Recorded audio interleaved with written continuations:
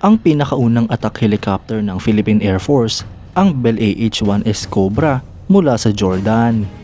Bago nga po magkaroon ng mga T-129B attack helicopters ang Philippine Air Force, ay nauna muna nagkaroon ng mga AH-1S Cobra ang ating bansa. Yan ang pag-uusapan natin, pero bago yan, kung bago ka lang sa aking channel, ay huwag mong kalimutang mag-like, subscribe at i-hit mo na rin ang notification bell button para lagi kang updated sa mga bagong videos natin.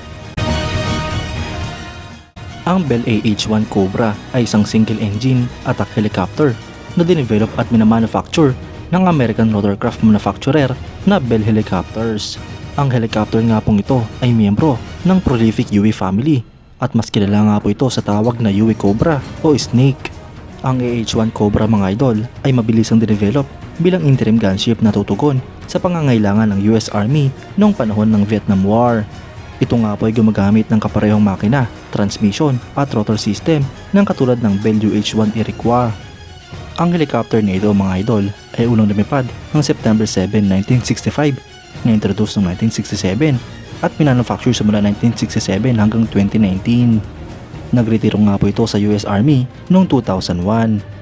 Sa kasalukuyan mga idol, ang mga military operators nito ay ang Bahrain, Japan, Jordan, Kenya, Pakistan, Pilipinas at South Korea. Habang former operators naman nga po nito ang Israel, Spain, Thailand, Turkey at United States. Ang helicopter na ito mga idol ay pinapalipad ng dalawang crew, isang piloto at isang co-pilot o gunner. May haba nga po itong 16 meters, fuselage length na 13.5 meters, width na 3.15 meters at height na 4.11 meters. Ito nga po ay may empty weight na 2,635 kilograms at maximum takeoff weight na 4,309 kilograms. Ang power plant nga po nito ay isang Leica Cumming T53 L13 turboshaft engine. Ang main rotor nga po nito ay may diameter na 13.4 meters habang ang main rotor area naman ay 141 square meter.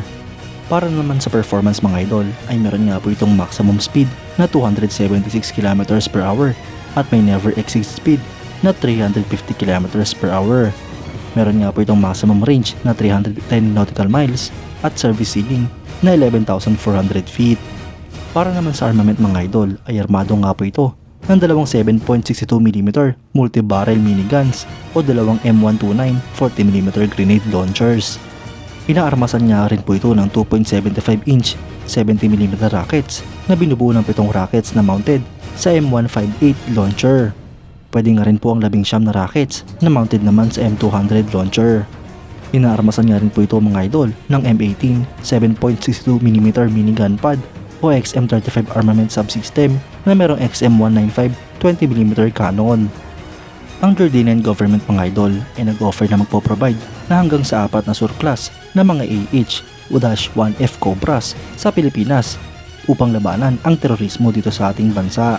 Kalaunan, ang offer niya ito ay nabawasan at naging 2 units na lamang na tinanggap naman ng Philippine government. Noon nga po November 26, 2019, sakay ng Antonov AN-124 airlifter ay dala nga po nito ang 2 Bell AH-1F Cobra mula sa Jordan patungong Clark International Airport, Clark Air Base. Ang mga helicopter nga po nito mga idol ay pininturahan ng light gray kapareho sa paint scheme ng Philippine Air Force Augusta Westland AW109E armed helicopters.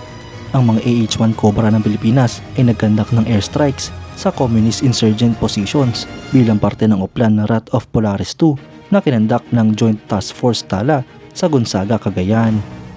Mga idol, bagamat mga sigod na manong attack helicopter ang napunta sa Pilipinas at ito nga po ang kauna-unahang attack helicopter ng ating bansa, ay malaking bagay nga po ito para sa Pilipinas dahil nagagamit ito sa iba't ibang klaseng misyon.